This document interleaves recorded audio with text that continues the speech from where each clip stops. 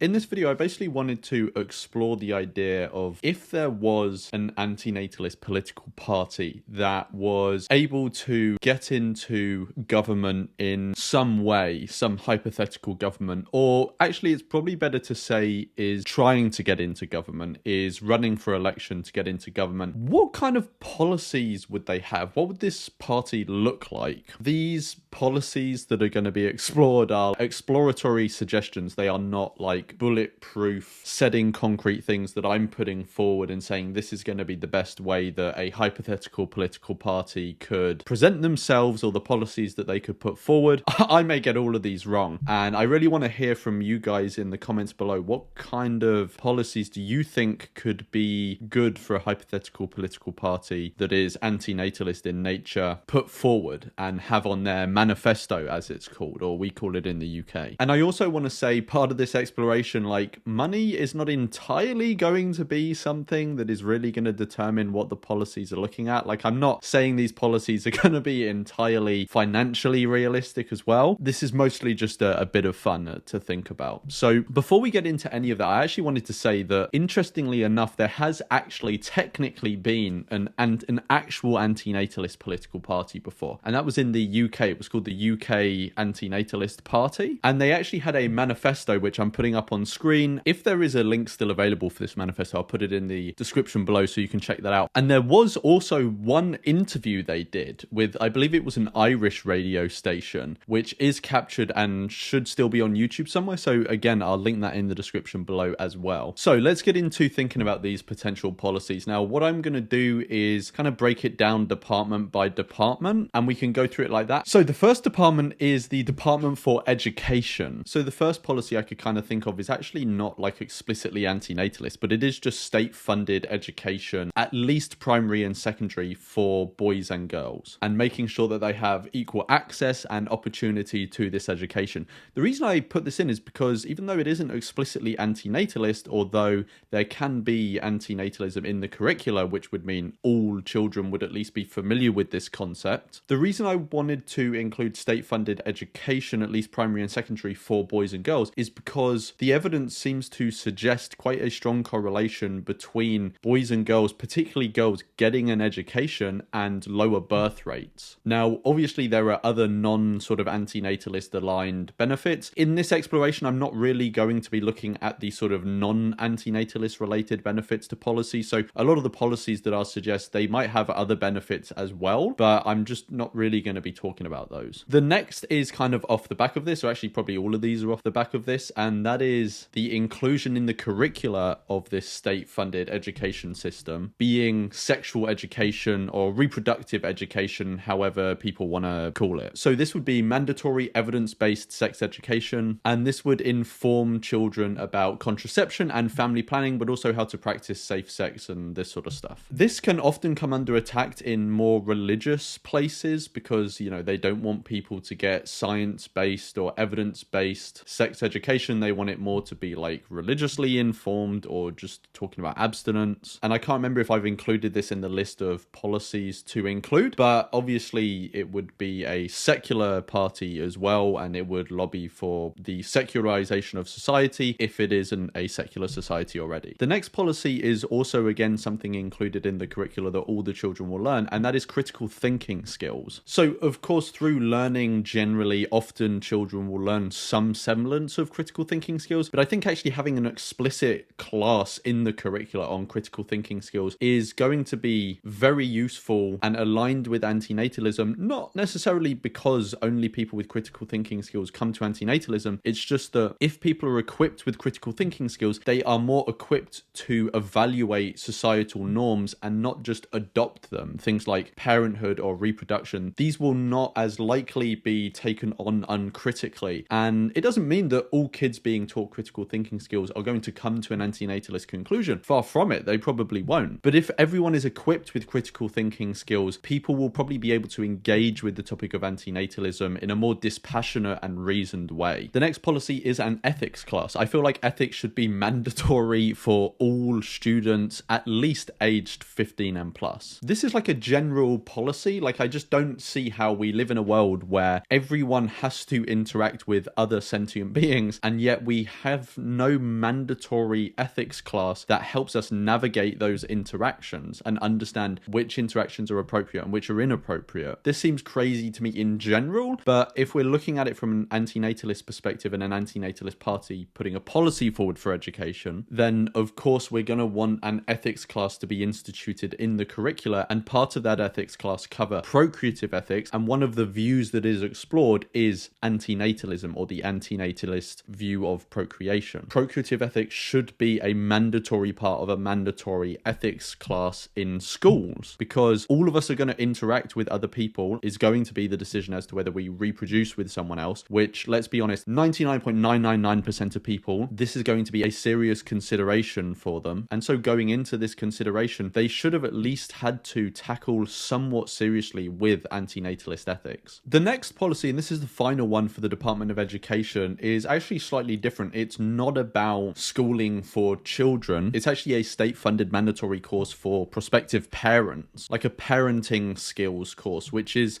state-funded. It's covered by the government, like I said, so there should be no barriers to having access to this course. And obviously, as an antinatalist party, we are not wanting to ban procreation or anything like this. This would be completely draconian and authoritarian, but we want to make sure that people have the skills and capacity not to procreate, and if they do decide to procreate, to have systems in place that ensure the welfare of the children that are going to be created, so that the harms they experience by coming into existence are at least mitigated or lessened or cushioned in some way. And I think one of the ways that that can be done through the education system is this implementation of a mandatory parent skills course. So interestingly, like in my actual real life, when I've interacted with people or spoken to people on this topic, obviously people disagree about antinatalism all the time. But one thing I've actually spoken with people about on this topic, which I've found, I think, universal agreement on, I actually don't think I've spoken to anyone that has disagreed with this policy proposal, is this topic of a mandatory course for parents. And I think the reason for that is even though people often don't like mandatory things being imposed on at least adults, there's this recognition that if you are going to be a parent, then there's this understanding that you're going to be responsible for the welfare of a very vulnerable being, a child, a young child. At least for part of it, they're going to be a very young and vulnerable child. And so there's this recognition that actually if you're going to be taking this on, then you should have some training if you're going to be responsible for someone. And we see this in other areas of society, like the care sectors, where you're responsible for someone, or if you want to adopt, then you have to go through a process to be able to be seen to be fit to adopt, right? Of course, we can't stop people from procreating, because that would just take massively authoritarian and unethical means to do. But what we can do is say, if you are going to choose to procreate, you have to go through this course to understand how to look after someone and have the basic skills to do that. So what would this course look like? So this course would basically teach someone the basic skills you need to care for another person. So this would include things like financial literacy, so you can help prepare them for their life financially, communication skills, so you can communicate with this being, conflict resolution skills, cooking and nutrition skills, and the basic skills of handling a baby, like changing nappies and stuff like this. And there's going to be loads of other things. I'm not going to list off everything that would have to be in this course, but you probably get a general understanding of what the vibe of this course is going to be. So the next section is on tax. So what would tax look like? So on tax,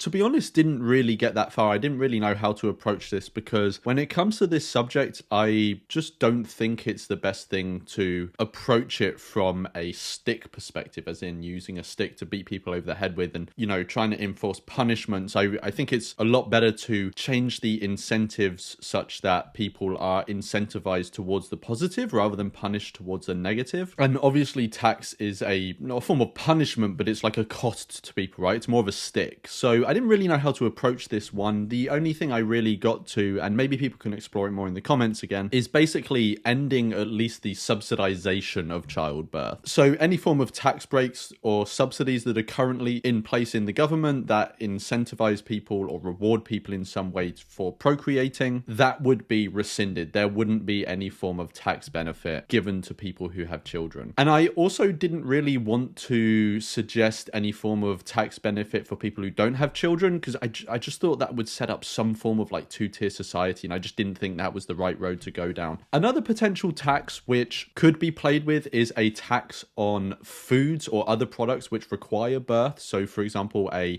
tax on meat or milk or eggs and other things like this, because they obviously require the birth of other animals, and usually their lives are much worse than human lives. So that could be another tax, or maybe a sort of sales tax or something like this that could be included in the Antinatalist Manifesto. But to be honest, that's as far as I really got on tax. So the next department is the Department of Foreign Affairs, and actually this one's interesting because I don't think when people think of, an antinatalist government, blah blah blah, they don't really think like, oh yeah, the policies in foreign affairs. It doesn't, like, people with, foreign affairs, antinatalism, how are these things gonna interact? But actually I thought it could be really interesting. So the first thing is a policy on changing the emergency aid that is given to countries. So when something happens in another country, an emergency like some sort of war that's going on, or there's been an earthquake or something like this, or a famine, other countries will move in to support the people, support the victims in those instances. And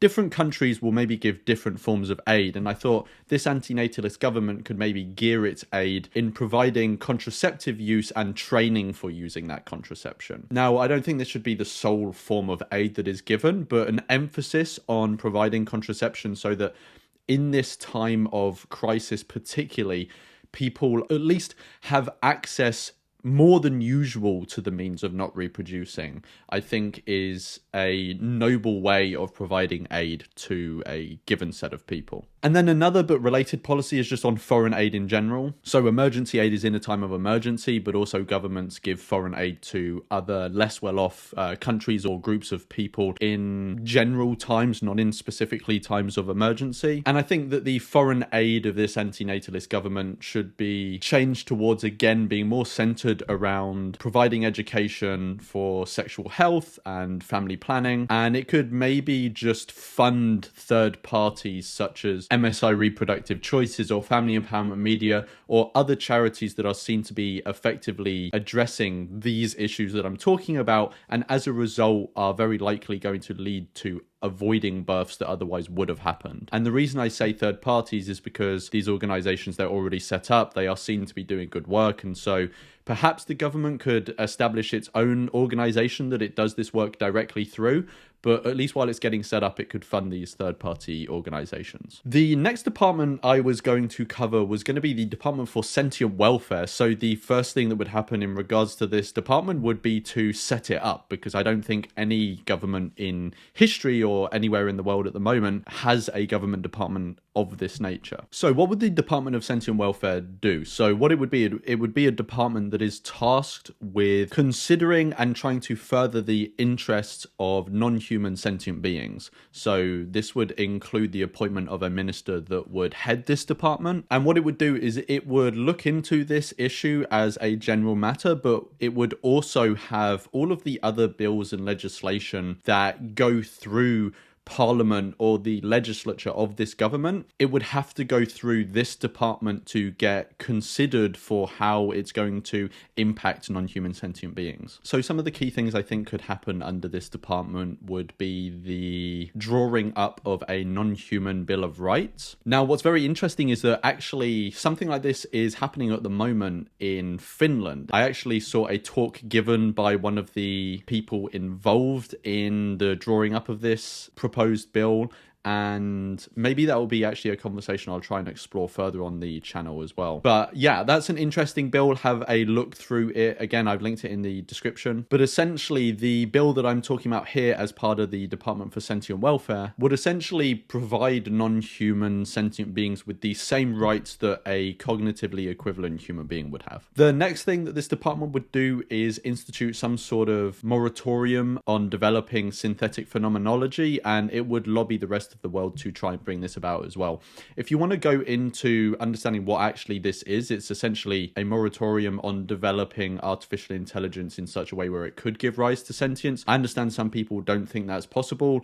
others do or think that it might be possible. It's better to err on the side of caution, though, and try and lobby for a bill like this and then it turn out not to have been needed than not do it and turn out for it to be needed. But if someone wants to look into this more and understand this type of thing more, then there is a link I put in the description to something Thomas Metzinger has written about, which is super interesting, and you can dive in more there. The next thing, and this would kind of follow from the Bill of Rights that I spoke about earlier, but there would also be a ban on the breeding of other animals. This would include whether humans want to exploit them directly for food or as companion animals, but it would also mean a ban on breeding for conservation efforts and things like this. There would also be the consideration of legislation for the intervention into certain animal populations with the use of contraception. So, for example, with a lot of stray or liminal animal populations at the moment, what can often happen is just a culling cycle where the populations increase and then they are killed off and then they increase and killed off, this sort of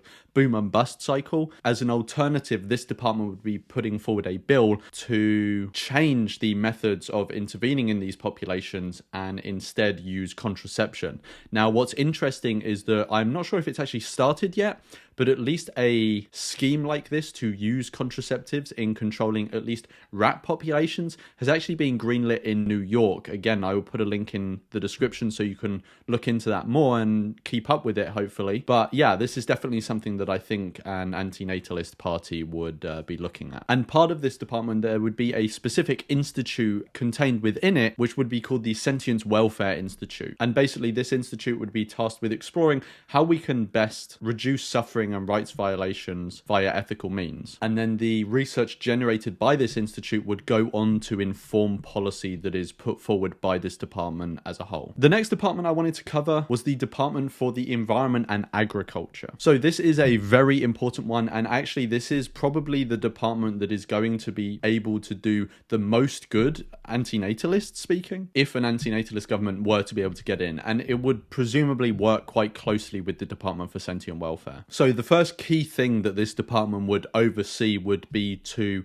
essentially align the practices in our environmental initiatives or in agriculture generally so that they're in accordance with the non-human Bill of Rights that has been passed by the Department of Sentient Welfare. Well, passed by the legislature, but put forward by that department. So essentially what this would look like is the abolishment of animal agriculture and other industries that exploit animals and breed them for this. As part of that transition, this department would oversee a farm transition program. So of course, if you abolish a whole industry, there are going to be loads of people who worked in that industry that are now going to need jobs, and also it, could very easily lead to resentment. So a specific program would need to be set up to help these people in this industry transition their farms, or if they are a worker that doesn't actually own any assets in this industry, they would be helped into other jobs and retrained. There are actually already existing non-government programs that do this. So one of them is called Vegans Support the Farmers, and another one is called Refarmed. So I'll link both of those in the description so you can check them out if you're interested. And then the last thing I had for this department is the redirection of subsidies. So in many governments around the world, there are subsidies given to animal agriculture to help the industry out or keep prices artificially low. And presumably, given they're so common, that would be the case in the government that the Antinatalist Party are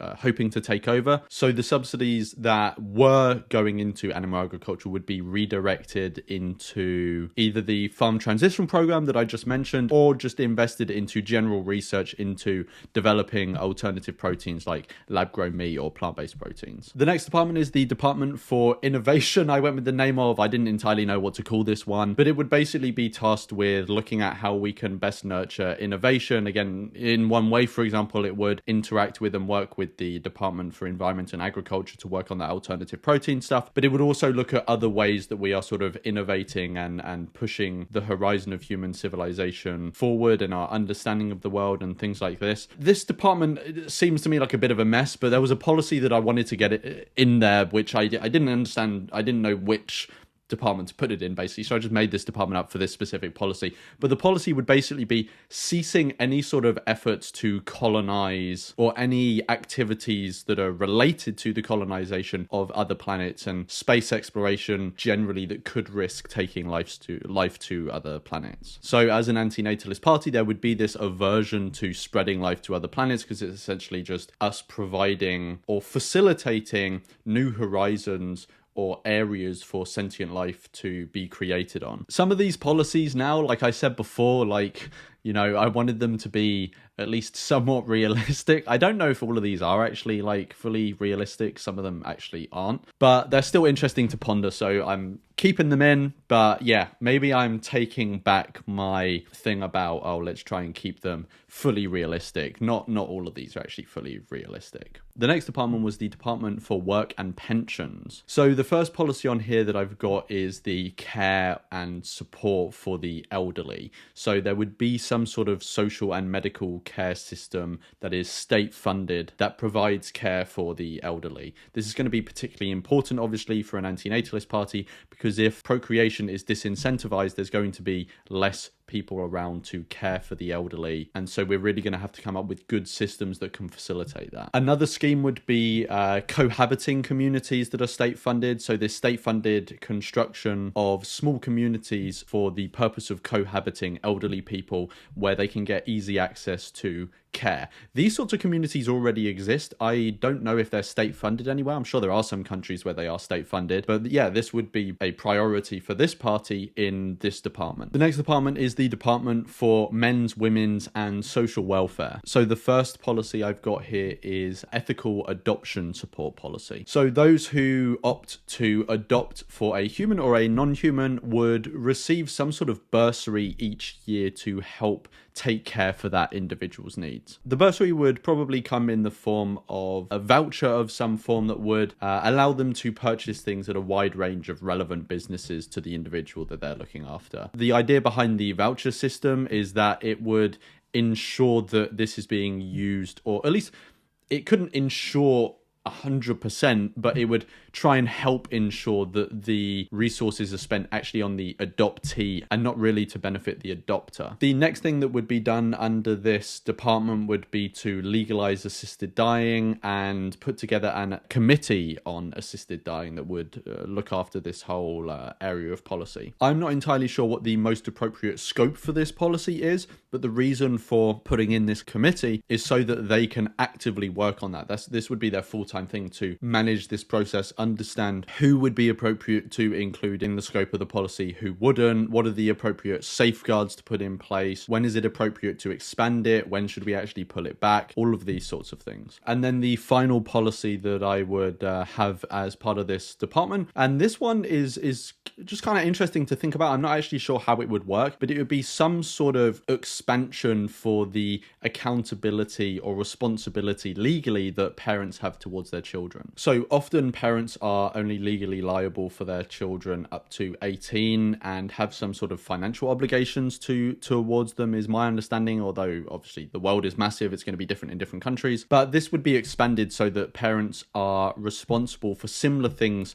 throughout the whole of the child's life, not just until they're 18. So this could maybe look like parents providing some sort of reasonable level of living expenses for the child, at least to support their basic needs and, you know, not allow the child to really take the piss and just to, you know, blow all their parents' money on luxuries and stuff like this. But some sort of reasonable level of financial support that a child can expect throughout their whole life, because you creating a child and the consequences that they have to face as a result of that don't just stop at 18. And the final department that I'm going to cover, you will be glad to hear, is the Department for Health. So this one I actually probably should have covered just like way earlier in the video because it's very basic stuff, but obviously state funded and easy access contraception for all. So everyone should be able to access contraception easily and free at the point of use. That also goes for sterilization. Anyone should be able to access sterilization, or any adult, should I say, should have access to being able to get sterilization and free at the point of use. Also funding for male contraceptives. So there are a range of contraceptives for females, and that range of contraceptives maybe puts in the mind of some people that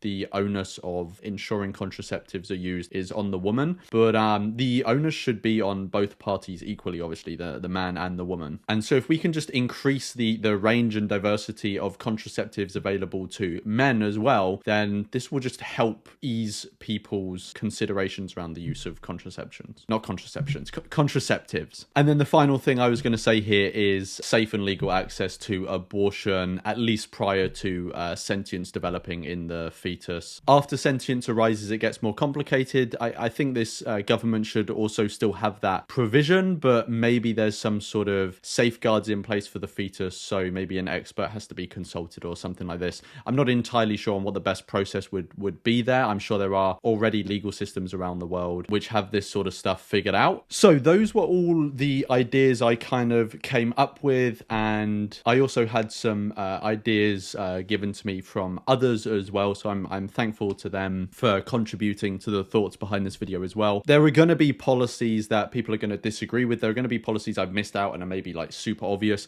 There are going to be whole departments maybe people are thinking like, how did he not mention that department? There are loads of policies relevant to antinatalism that could be in this department, and he hasn't mentioned it at all. This is just my failing. I will have missed some stuff, but please put it in the comments below if there is stuff that you think is important and I've missed. Let me know what you think. Do you disagree with any of the policies that I was talking about? Did I miss anything? Do you have something you want to add? Anything like this? Let me know in the comments below. I think this could be quite an interesting conversation, and I'll see you in the next one.